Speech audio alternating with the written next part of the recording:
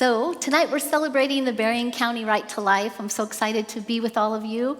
My father taught me the Imago Dei principle that we're all made in God's image, which is why it's our sacred responsibility to protect life at all stages, from the beginning of life at fertilization all the way to natural death. And at every single stage, life is just so important.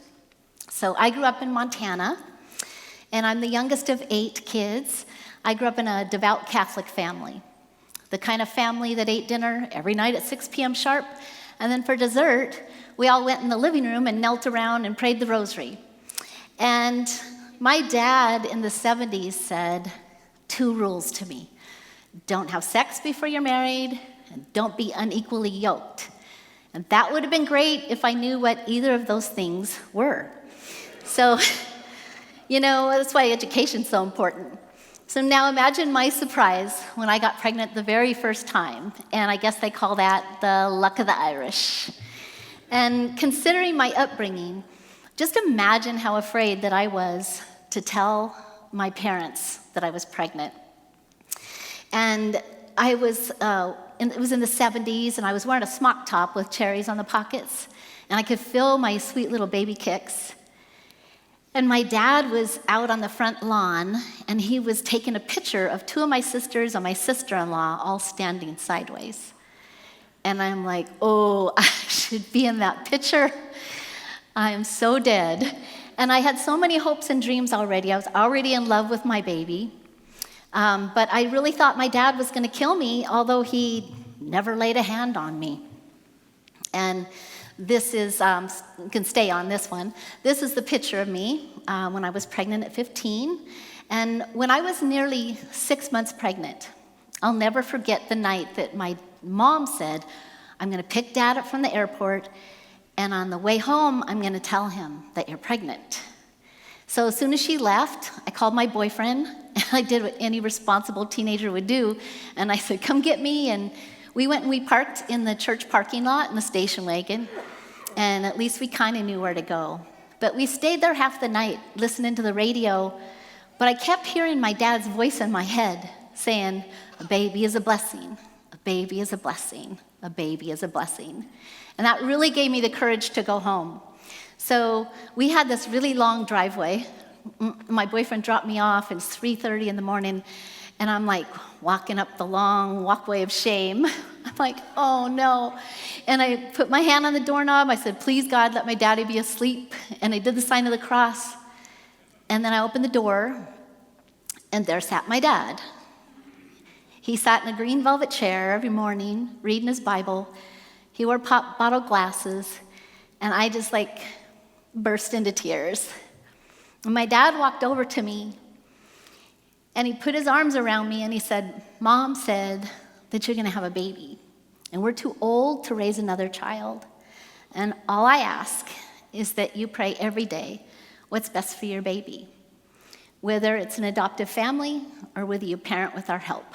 And he kissed me on the forehead and said, now get to sleep. You have school in a couple of hours, because we were never allowed to miss school. And I walked down to my bedroom, and by the time I put my hand on that doorknob, I felt like what I was so afraid of didn't come to pass. And I also felt like the shame that I was feeling, like my dad, it melted because he gave me grace. And, my parents, they believed deeply in the sanctity of all human life. They taught us that Imago Dei, that everyone is made in God's image. And in the 70s, my parents fought to keep abortion out of Montana, and they won until it became a federal issue. And my dad, he believed in acting out his morality at the polls. My mom, she was a crisis counselor at the time at our local pregnancy center. And I do remember her helping pound some signs into people's, grass when it was for the elections. But there was a time when she said she was busy raising 8 kids that she didn't even know who the vice president was. And my mom, she believed that I should move away to Bozeman, Montana, away from my boyfriend, to consider adoption. And if you've ever watched that show Yellowstone, I have not, because I'm too big of a scaredy cat, but that is where I moved in order to think about adoption. And my sister also was a volunteer in a PRC, and she took me to her local pregnancy center, and a lady named Nell showed me a photo album, and it had all these pictures of people waiting to adopt, like that's how you would choose them back in the day. And they had such hopeful smiles on their face, and they were standing in front of their house with a dog and the little white picket fence. And those images stand out in my mind today, because although adoption is a very noble option, and we need to be speaking about adoption stories more often as a great choice for the young lady, because she does get to choose to give her child a family and to help choose.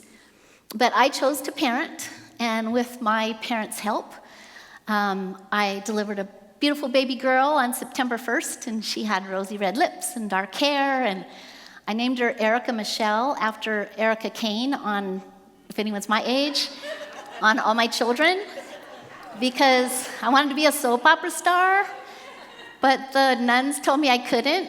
I had to pick another profession, either like being a secretary or a nurse. And so I said, can I at least be a flight attendant? And so that's what I wrote my topic on. But that really did mark the beginning. And then this picture here, that's my dad in the famous chair. And he would sit and hold the babies like he loved kids, and he didn't care if they were screaming. And this is my mom with 3 of the 4 babies that were born that summer. And my little girl's on the hood of the car, right there. I don't know why she's on the hood of the car, but I guess mom couldn't hold 3 at the same time. And my father, he taught me what it means to be truly pro-abundant life. Not just pro-life, but pro-abundant life. Like in John 10:10, where it says that I came to have life, that they may have it more abundantly. And when we model God's design like this, we exemplify the pro-life vision, where families are really celebrated and children are always welcomed, with God always on the forefront. Now, abortion has become a really deeply politicized issue. Yet at its core, the protection of life in the womb is a gospel imperative. When you think about Jesus' life being targeted in the womb, and then Pontius Pilate at the end of his life, that was a political decision there. And he is the one that chose Jesus' fate by turning a blind eye. And Pontius, he was a political figure swayed by public opinion, just like the crowds today, right? They scream and clamor for abortion rights, and even within the church, they've been misled to view abortion as a solution to societal problems. This is why it's so important for the right to life to create public awareness and education, challenging the narrative, like Jaslyn said, and finding effective communication to influence the culture. And now my life as a teen, it was far from easy. I had my baby girl, but my life was hard. I was kicked out of my parochial school. I was teased all the time for having a biracial child. And my boyfriend also got another girl pregnant who had an abortion. And her friends would just follow me around. It would take too long if I told you how terrible they were to me, how much they would threaten me. But what no one tells a teenager is that the hardest thing to recover from is the broken heart. And yes, I had my baby, and becoming a mom is really my greatest joy and accomplishment to date. But when my community, they did turn their backs on me, I had my baby, and it was Jesus who stood by my side. But just months after my daughter was born, I did not learn my lesson, and I was pregnant again. And teenagers will be pregnant again, almost all, within a year and a half, whether they place a baby for adoption, give birth to the child, parent the child, or have an abortion. There's just something that is broken that is not fixed by any of the solutions. And so I was 22 weeks pregnant, and I caught my boyfriend at the park by the school rolling around in the grass with another girl, and I just was so angry. I went beastie on him, and I fought him for 2 city blocks. And that night I went home, and it was the middle of the night, and I started having pains, and I went into labor. And in the silence of my bathroom, I lost a little boy at 22 weeks. I would have had Irish twins. They would have been born in the same year. And I'll never forget his tiny little hands or his tiny little feet, or the pain that followed, right, for decades. And babies are able to survive outside the womb even earlier than this. And years later, this is a 22-week fetal model here, so this is the size of my little boy that I have to wait till I get to heaven to meet. And,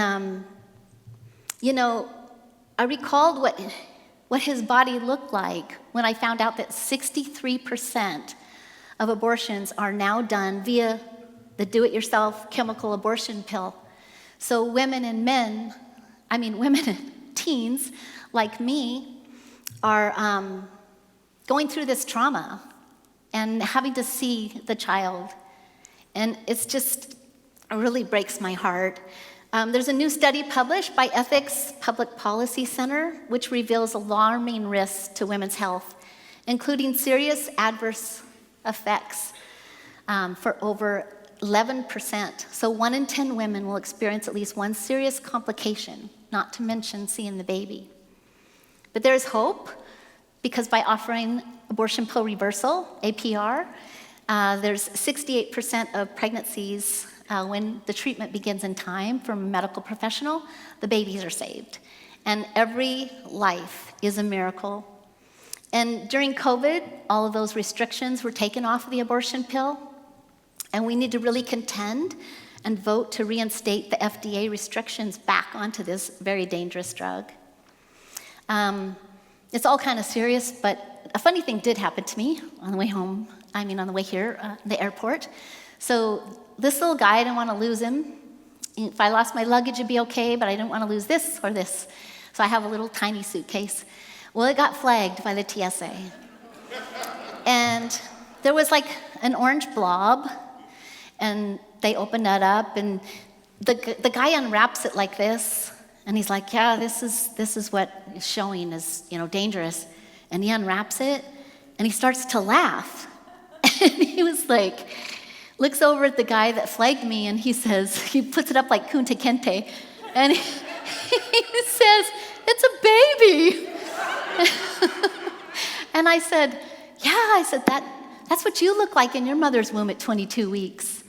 And I said, the sad thing is that women and teenagers can abort even further along than this.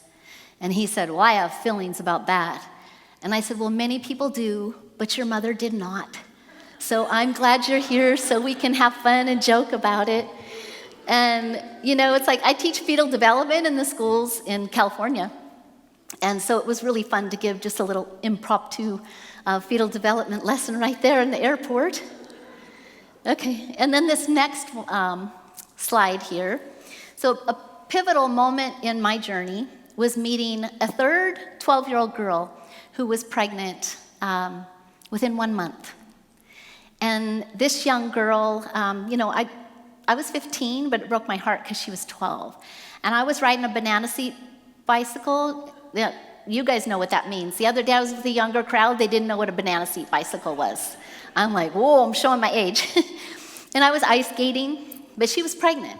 So her test was positive, and I shared my own story with her. And there was some tears, and I told her that I was once young and afraid, so I understood. But she also got happy when she found out, okay, I'm going to be a mom. There was something instinctually in her. She was happy about that. And she was excited to see the development of the baby, because she was at about 12 weeks. And so I told her, about that time, the babies have expressions on their face. They're beginning to smile. And I said, and they can pee in your womb, too. And so she liked that. The boys in the high schools really like that one fact there. And then we prayed together. And then I had to feel like the worst person in the world, because mandated reporters, I had to call the police, and I had to call CPS. And that's what we do. right? We protect children. And Planned Parenthood, no way. In fact, recently, the New York Times, they reported that staffers witnessed girls as young as 12 receiving abortions, sometimes because family members had impregnated them. So after I called the police that night, I went home and I got into a fetal position. I just cried out to God, like, how can I help? And I don't even read books. I barely read to my kids. I read the Bible except Leviticus. And I just felt compelled, like, to write. And so I started to write Choose Zoe, and it was birthed out of the compassion I had for her and every other young girl. And most people think that the baby on the cover is Zoe, but the word Zoe is the Greek word for life in John 10:10, where it says Jesus came to give Zoe. I have come that they may have Zoe and have Zoe more abundantly. And see, Satan, he loves to destroy the unborn, and he hates God's image bearers. But we know this: choosing life brings endless hope and joy. And like today, we visited Life Plan, and there was this cute little baby and a little rainbow jammy, and the whole room lit up, you know, the little ones laughing and everything. And just everyone there was just so warm. And, you know, the pregnancy centers and Right to Life are so important for each other. And I think sometimes people don't understand how much Right to Life is fighting for the pregnancy centers, for our messaging to not be, you know, squashed, and just so that we won't have a target on our backs at the pregnancy centers. So I really love how they, have the laws to protect the pregnancy centers. Well, while writing this book, Choose Zoe, I wanted to understand both sides of the abortion debate. So I decided to volunteer at NARAL. And does anyone know what NARAL is? Okay. So NARAL has changed their messaging and rebranded. They're now called Reproductive Freedom for All. And their mission is to make reproductive rights for abortion through education, training, legal action, and public policy. Who does this sound like? Sounds like the Right to Life, exact opposite model. Well, I called and said, I was pregnant at 15, and I teach prevention in high schools, and I'm a prevention girl, and I'm really interested in the sex education program that you're teaching in the California schools. Is there any way I can come talk to you? And it gets dead silent. And the lady just dead silent. 3 minutes go by, I'm like, did she hang up? And she said, something's just telling me that I should just invite you to come and volunteer at our annual banquet. And I'm like, well, yeah, yes. She had no idea how pro-life I was. And so during one of these luncheons, the speaker stood up and said, we are the head and not the tail. And I was so pissed off. Can I say that in a church? I was so pissed off. I'm like, they did not just quote scripture. And she went on to say, we are the tip of the shark's nose. California is the best in the country for reproductive rights. And we need to keep pushing forward. NARAL is setting the standards. We have a responsibility to people fighting for women's lives. There are two extremes, pro-choice and pro-life, and people end up in the middle. And it's our responsibility to keep moving. When we keep moving, the center keeps moving, and we cannot get dragged the other way. This is a cultural movement. There is hateful rhetoric out there to silence you. It has nothing to do with you, but it has everything to do with hate in our culture. It is an attempt to silence. Their pro-life phobia is a cultural problem. It's not about me. We're done tolerating that. We will not be silent anymore. The speaker likened NARAL to sharks. She goes on to say, a shark dies if it stops swimming forward. And we die if we lose energy if we stop moving forward. We must keep swimming forward. We will always fight for reproductive rights. We folks are not dead. We are live sharks. And I was just stunned. They were tenacious. They gave their time, their money, their energy to fuel the culture of death. And I was saddened by how much money they raised in that afternoon. They raised $745,900. That moment haunts me, but it inspires me. Because if the abortion lobby is willing to be that bold, how much more should we be bold as people of life? We cannot be apathetic. Truth and love should compel us. It should compel us to be courageous and relentless. And yes, it's true. Many species of sharks do die if they stop swimming. And so must we.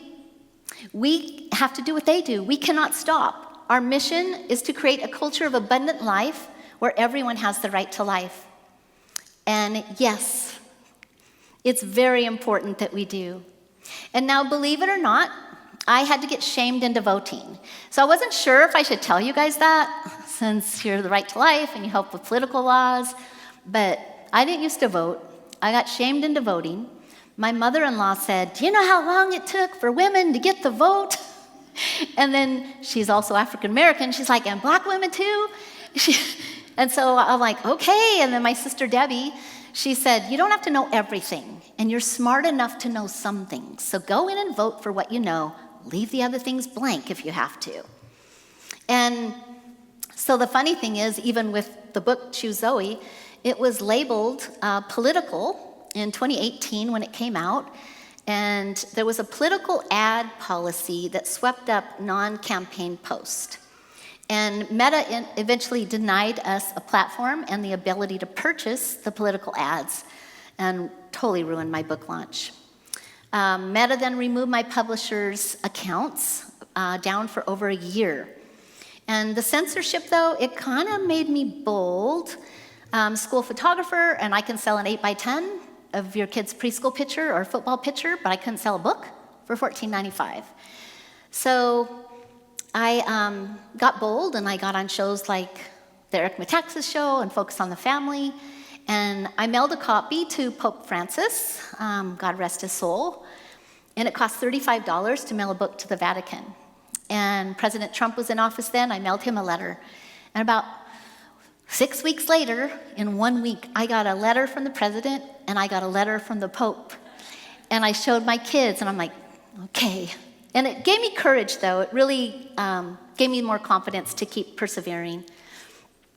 But then I faced another heartbreak that further fueled my ambition to vote. I still remember the moment that I opened up my email, and that email changed my world.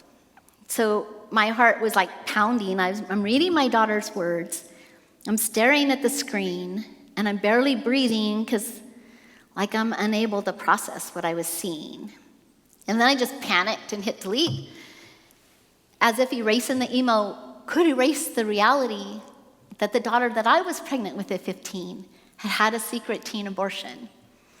And she's my daughter. I love her. You know, she had left school and had an abortion, and I called her right away, and I said, "I read your email. I love you. I'm so sorry, and we'll talk soon." And then I hung up, and I walked up to my room. Here I am again in a fetal position. And I'm replaying like her heartbreaking words of what she went through and what she and my first grandchild endured at Planned Parenthood. You know, her pain, her words. And she had written, "I didn't want you to know because I knew you would want the baby." And she was right. I wanted that baby. I still want that baby. But I have to wait. And, you know, I lost count of how many women that I've helped during their labor. I helped 12 of my grandchildren's, moms come into the world with labor, and I volunteered at Alpha Clinics for a couple decades, and I think I'm maybe a little bit addicted to babies, like the little chubby one over there. You know, their soft skin and the smell and their giggles, and it is really addictive. But God, like, He's so good. He never wastes our pain, And today, Erica and I serve. In 2012, we started a Movement of Love, which is a post-abortive ministry at our church in California.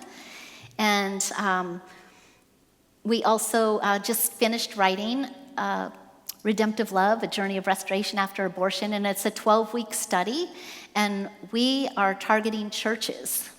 Pregnancy centers are the only ones who have been doing this type of work, and many, even the smaller ones, can't really find someone to facilitate the classes, or they don't have it in their budget to be able to help. And I really feel like the healing belongs in the church. They got Celebrate Recovery, they have like divorce recovery, they have alcohol recovery, they have every kind of recovery, but don't talk about abortion recovery. And, to me, this is what redemption feels like, because every time we see women come through the class and they're hanging their heads in the beginning, but then you see at the end how God restores them and gives them that purpose again to move on when they could let all that shame and unforgiveness go. It's like addictive, and it really is. You see a miracle every time that a woman finds that healing and restoration after abortion. And if any of you here tonight have had an abortion, the guilt, the blame, and the regret, they don't get the last word in your story. God does, and he waits, ready and waiting with arms open wide, eager to restore you to true freedom. And guys, too. So I'm really big on, because of what happened to me, I'm very big on parental rights. And Michigan law still requires parental consent for abortion, one of the last remaining safeguards. And please hold fast, do everything you can to hold fast to parents' rights so no other family has to experience this. In 25 states, preteens are able to leave school, like my daughter did, to get an abortion. And the schools are required to keep the information from the parents. When parents are removed from these decisions about their children's health, we don't empower them, we isolate them. And this is a socialist agenda to keep parents out of the abortion decision. The school system should never trump the parents who care deeply about their kids. And my daughter now, she has a beautiful family. She's a social worker in child welfare, and she has a background in school psychology and mental health. She was the client services director at our clinic in Napa, California. And, stories like hers are becoming more common. And 2/3 of post-abortive women say that they would have chosen life if just one person had supported them. And 70% of the post-abortive women are attending church at the time of their first abortion. Women sit, and men too, in the church, suffering in silence. And the church is uniquely positioned to disciple them and speak boldly about the sanctity of life and provide true support. Because if they don't, the culture will and has. Abortion is one of Satan's greatest deceptions. It steals life, it silences voices, and it destroys preborn children and their families. But we're here to reclaim what has been lost, and I believe it'll be the healed women who help end abortion. Now let me be clear, abortion is demonic by nature, and that's why we must continue to use our spiritual weapons of truth and love. The impact that the Berrien Right to Life is making is not only saving lives, it's saving souls. And this is why your support is also vital. It's up to us to influence the culture so abortion at any stage becomes unthinkable. But in today's culture, even the pro-life position is being watered down. Instead of standing to protect all life, many are simply against late-term abortion. Currently, abortion is legal through all 9 months of pregnancy for any reason in 9 states, plus Washington, D.C. And every state that has banned abortion does include an exception to prevent the death of the pregnant woman, in which case a preterm labor may be necessary for the health of mom. The exceptions that are often highlighted, not just in pro-choice rhetoric, but people in general often wrestle with the rape, the incest, the fetal anomalies and abnormalities, and the life health of mother. And it's crucial that we know where we stand before we or someone we love faces one of these situations. Scripture tells us that we overcome by the blood of the Lamb and the word of our testimony. And it's simple. Jesus brings the blood, and we bring our stories. And you have the ability, nobody can argue with your story. You have the power to change hearts and minds towards life by sharing your stories or stories of others. And the idea of abortion with exceptions can stir feelings of hopelessness and cause us to question our convictions. But the heart of the pro-life message is this: life begins at fertilization. We're all made in God's image, and every life is precious, worthy of love, and deserving of protection. And if we're firm in our beliefs and we work to influence others, we can move them from being pro-life with exceptions to being 100% pro-life, empowered and equipped to advocate for life without compromise. And we must hold fast to these convictions. Now, when I was pregnant the last time, I was told, I understand a little bit about fetal anomalies and abnormalities or being incompatible with life diagnosis. But I was told that I had an oblighted ovum, which is a misshapen sac with no presence of life and no heartbeat. And I remember the doctors telling me, well, we need to do a D&C. It's better for your health. And I'm like, I'm not having an abortion as long as there's life in me. And they said, there's no life, and we need to do this. So for a few weeks, I was told this. And then one day, I heard the most beautiful sound, and it was her heartbeat. And, if any of you have suffered an oblighted ovum or, suffered an early miscarriage, I'm really sorry. And this might feel, a little odd to you, but my daughter came to life. And later, the doctors on my ultrasound scans, they told me my daughter's head was too big and her femurs were too short. She had a lot of fluid around her brain, and they weren't sure how challenged she would be. And they sent me to Alta Bates, which is a big hospital in California. And they suspected some brain damage because of the excess fluid, and they were checking for dwarfism. And I went home that day, and I shared it with my 4 other kids, and we decided that God would do a miracle, or we would simply love a short child. And my daughter, Mary, she was born premature, and she had hyaline membrane disease where her lungs weren't developed yet. Spent some time in the NICU, and it was all good. They came in that night, and they said, we don't know if she's going to survive through the night. And I'm thinking, okay, there's so many miracles during the pregnancy. And thanks to medical advancements, she received the surfactant medication, and it developed her lungs, and she's perfectly healthy today. So, in fact, this is her family. Mary is a beautician, and after her experience in the NICU, having twins herself, she decided that she wanted to be a NICU nurse because she fell in love with them. And this is Mary and Joseph. I kid you not.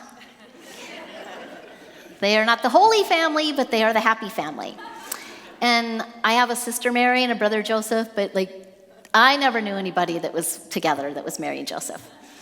But every birthday, Mary will send me something and say, Mom, thank you for my life. And I said, God gave you your life. She said, but if you had listened to the doctors, I wouldn't be here today. And I wouldn't have my beautiful family, my children. So miracles and misdiagnosis do happen. Whatever happened, if she'd been born with a condition like dwarfism, I would have not loved her any less. So abortion does, in fact, impact generations, but so does choosing life. And our future generations, they're counting on us. That's who we're fighting for. Every child in the womb, every vulnerable mother, every person at the end of life, or possibly considering suicide, and every family searching for the hope. We stand for the dignity of all human life, from fertilization to natural death. And today, by supporting the right to life and voting your convictions, you have the chance to offer hope where the world only offers fear. Back then, people said, you're going to ruin your whole life, and you're going to ruin your future, and you have your whole life ahead of you.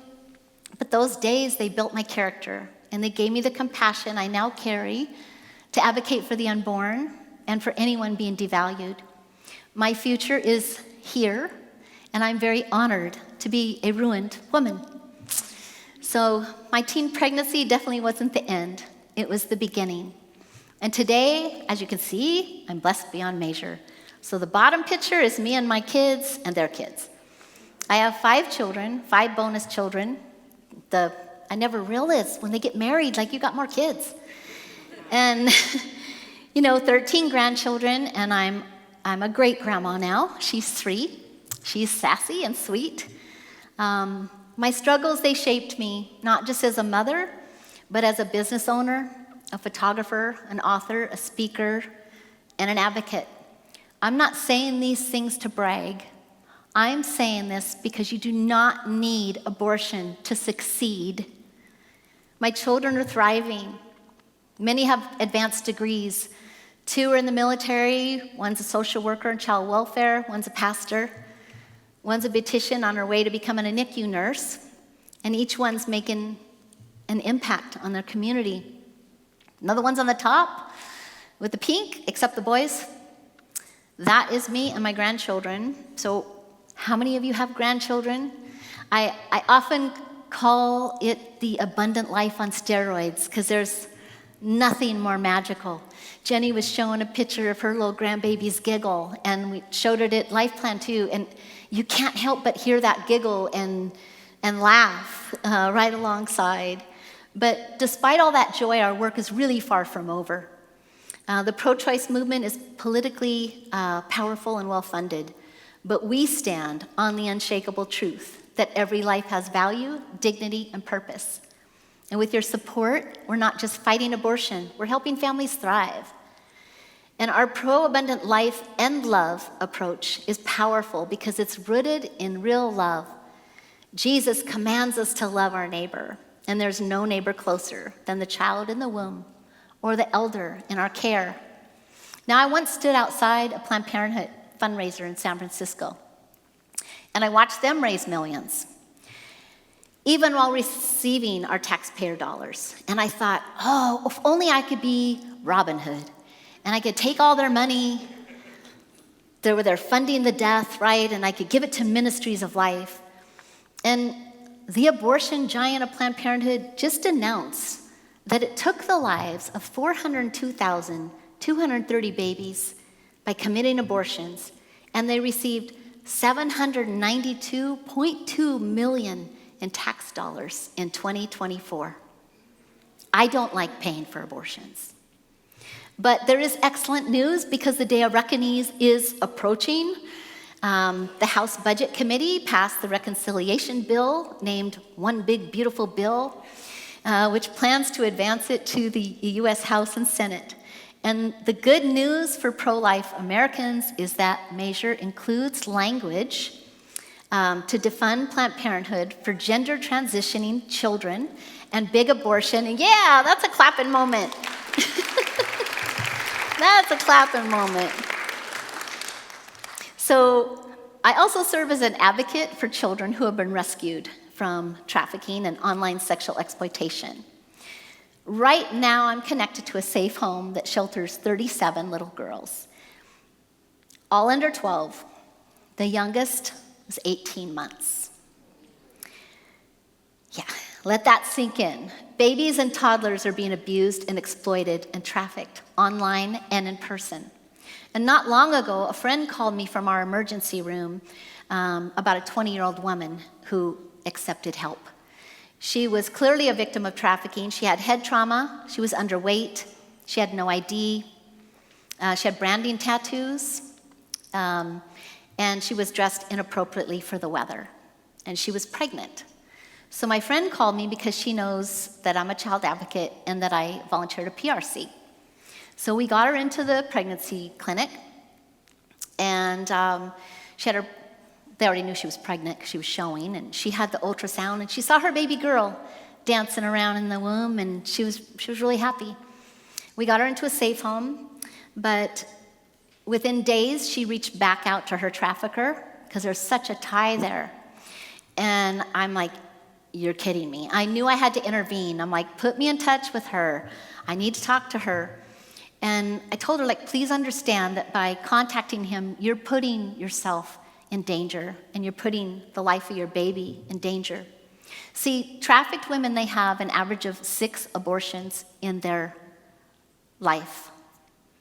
And I also explained to her that there's something called an anchor baby. Have any of you heard of an anchor baby? So an anchor baby is a baby that the trafficker allows the woman to have. And so pregnancy centers are starting to see trafficked women come in to our centers. And there's a really great program, Stop the Traffic, where I passed that along today, where you can recognize the girl. So what happens is the trafficker allows her to have a baby, makes her feel loved and a sense of family, but then it tethers her to the trafficker, and it keeps her in that loop. And now that person, male and female traffickers, are able to traffic the baby and the child. And so it's just when you think it couldn't get any more, sick and terrible. So I told her, I said, I know you're having a baby girl, and I know you do not want this to happen to your little baby girl. I know that you're strong enough to escape. And so she went back to the safe home, and she recently had her little baby girl, and they're both doing very well, building their new life. Now, I've worked for decades as a school and sports photographer. That's my main job, California. Tragically, every single school that I work in, elementary, junior high, and high school, has had online sexual exploitation of children, sextortion, and trafficking. And sometimes involving coaches, teachers, other students, and even school resource officers who are legitimate police officers. The trafficking laws do not protect the kids, the boys and the girls. They are slipping through cracks, and many laws actually protect the buyers and the traffickers. In January, I went on a rescue with the DOJ and the FBI and the Sheriff's Department, and I saw teens and young women barely clothed, just little fishnet shirts up to here, and it was cold outside, and they were skinny, and it was just so dehumanizing. I can't even explain it to you all. But I was able to speak to them. God had given me some dreams before I went, when I saw the person, to ask them what their dreams were, and one said, I want to be a special needs teacher. I said, this isn't your track. This isn't the way to get there. Like, God has a purpose and a plan for your life, and He gave me a dream before I even came of you. And I was able to build them up. And see, to the traffickers and the buyers, these girls were just commodities. But I saw something else. I saw girls made in the image of God with a purpose. And I saw law enforcement officers who carry not only badges, but hearts of gold. They are boots on the ground in this fight for life. And the Berrien County Right to Life is not just about saving lives, it's about transforming lives. It's about offering the abundant life that Jesus promised, a life full of purpose, love, and redemption. Abortion, trafficking, infanticide, euthanasia, and assisted suicide are not merely political issues. They are profound moral and spiritual crises, and every abortion ends the life of a child made in the image of God and leaves deep wounds. The spiritual consequences of ending life from the first to the last breath ripples through generations. And that's why believers cannot sit silently on the sidelines. Yes, this is political, but it doesn't mean it's partisan or sectarian. Some of my fiercest activist friends in California are atheists and Democrats for life. Some don't believe in the spiritual reason, but they do believe in science and human rights. One just got out of jail. And they will go to the depths to fight for children. So, what more can we do? The Right to Life must find ways to connect with the youth. They must up their game online and reach people who are different, yet still value life. Politics is simply the arena where we decide what kind of society that we want to be. And if the law is a teacher, then laws that permit unrestricted abortion or devalue human life are teaching our culture that life is disposable. But when we advocate with truth and compassion, we teach a different lesson, that every life matters and is worthy of protection. Compassion's our greatest tool. We don't change hearts by shouting louder. Okay, sometimes we do have to shout. But we change them by listening, loving, and sharing stories of redemption. When people hear how abortion has hurt and harmed women and how healing is possible through God's love, they begin to see the issue not through a political lens, but a human one. That's why we must engage in the political landscape, not to argue, but to advocate, not to condemn, but to protect. Because when laws change, culture begins to shift. And our mission is not only to fight in the halls of government, but to offer hope. This is how we build a culture of life, one person, one heart, one story at a time. Now tonight we're here to join hands with the Berrien County Right to Life efforts, not only to vote pro-life, but to live pro-love, pro-hope, and pro-truth. It's not about laws, it's about lives, real people, real babies. And you stand as a voice for the voiceless, not only through legislation, can't talk, but through love. Never underestimate the power of your story. When you speak out, you open hearts to the incredible work that God is doing through you. This is your moment. You were born like Esther or Esteban for such a time as this. And now that abortion is written into Michigan's state constitution, your voice must rise louder, not in anger, but with compassion. The world must see that we do not fight against women. We fight for women. We fight for their families, their children, and their fulfillment. So let's be bold, like my father, who once told me, a baby is always a blessing. And let's be brave, like those who have just been incarcerated for standing up to protect life. And yes, let's be like sharks.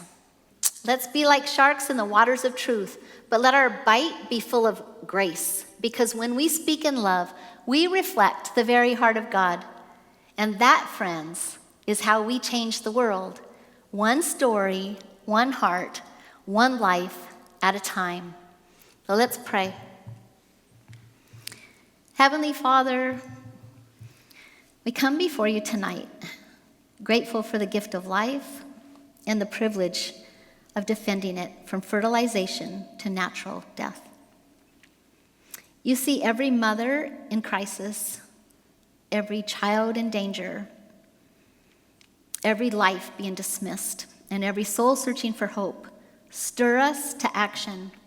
Give us faith to step forward, generosity to give, and courage to stand.